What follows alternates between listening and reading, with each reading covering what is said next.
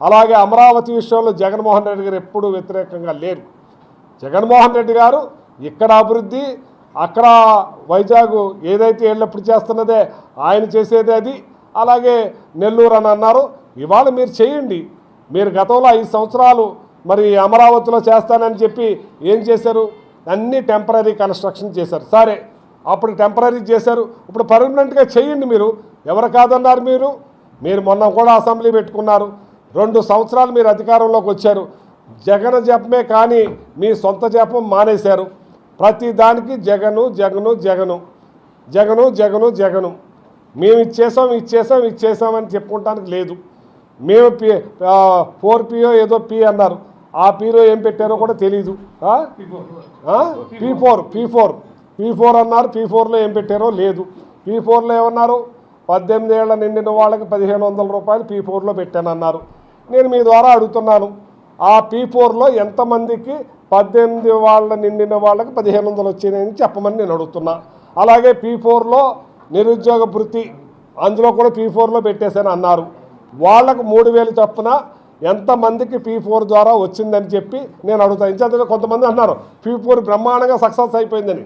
Success అయిందంటే మీరు పెట్టిన వాళ్ళకి ఎంతమందికి ఏం చేశారో లెక్క చెప్పండి.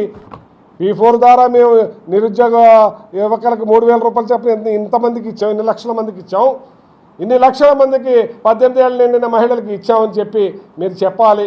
అలాగే మీరు ఏదో సూపర్ 6 అన్నారు, ప్రతిదీ కూడా అటకెక్కిచ్చే కార్యక్రమం చేస్తున్నారు. మీరు చేసే పనులు చేసి ఇదిగో మేము చేసాం జగన్మోహన్ రెడ్డి గారు అని చెప్పండి, బాగుంటుంది.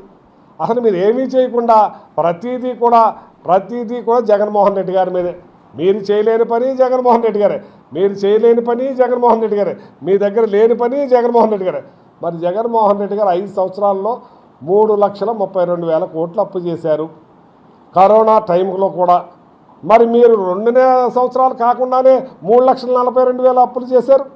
ఏం చేశారు? ఎవరికి ఇచ్చారు? ఏమి ఇచ్చారు? జగన్మోహన్ రెడ్డి గారు చేసింది బాహాటంగా కనపడుతుంది. 2,00,000 చిల్లర కోట్ల రూపాయలు మరి టీడీపీ లబ్ధిదారులకు వేసిన సంగతి కనపడతా ఉంది అక్కడ. మరి మీరు ఏం చేశారు? ఎవరో చూపించారో ఒకసారి చెప్పండి. మీరు అవి చెప్పరు, మీరు చేసింది చూపరు. మీరు ఏ రకంగా కూడా రెడ్ బుక్ సిద్ధాంతాన్ని ఇంకా వదలరు. దాని ద్వారానే మీరు పోతూ ఉన్నారు.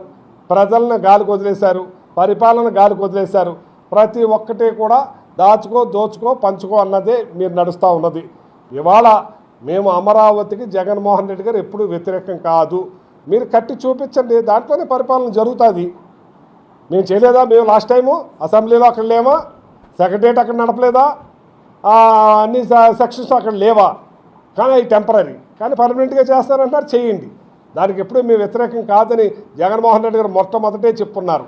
చేత మీరు చేసే పని మీరు చేస్తే దానికి ముందుకెళ్ళొచ్చు. ఆ రైతులకి ఇబ్బంది లేకుండా చేసి చూడండి. పర్ఫెక్ట్గా చెప్పాలంటే జగన్మోహన్ రెడ్డి గారు ఎప్పుడూ కూడా అన్ని వర్గాల వారిని చక్కగా చేసుకుంటూ పోయారు. వీళ్ళు 300 చిల్లర గుళ్ళు కూలగొడితే అవి కట్టుకుంటూ వచ్చాడు ఆయన. రథం కాలిస్తే వెంటనే రథం కట్టి చేయించే కార్యక్రమం చేశారు. ఏ గుళ్ళైనా అభివృద్ధి చేశారు. తిరుపతిలో కూడా గుళ్ళని పెద్ద ఎత్తున అభివృద్ధి చేసే కార్యక్రమం చేశారు. ఇవాళ మీరు అక్కడ ఒక దళిత వాడలో వెళ్ళి అక్కడ వాళ్ళు ఒక అమ్మవారు విగ్రహం పెట్టుకుని నడిపించే దానికాడ వెళ్ళి కావాలని రెచ్చగొట్టే కార్యక్రమాలు చేస్తున్నారు. ఇది మంచి పద్ధతి కాదు. మీకు పరిపాలన ఇచ్చారు కాబట్టి అన్ని వర్గాల వారిని, ఇది సెక్యులర్ దేశం కాబట్టి ప్రతి వర్గాన్ని కాపాడుకుని వెళ్ళవలసిన బాధ్యత మీకుంది. మీకు అందరు ఓట్లు వేయబట్టే మీరు వచ్చారు. మీరు లేదు మేము ఈవీఎంల ద్వారానే గెలిచాం, ప్రజలతో మా సంబంధం ఉంటే నేనేం చెప్పలేను. కానీ ఇవాళ ఈ రాష్ట్ర ప్రజల్ని అందరినీ కూడా కలుపుకుని వెళ్ళవలసిన బాధ్యత మీ మీద ఉందని చెప్పి నేను తెలియజేస్తున్నాను. ఇలాంటి గొడవలు సృష్టించొద్దు. కులాల మధ్యన స్విచ్ అసలు పెట్టొద్దు.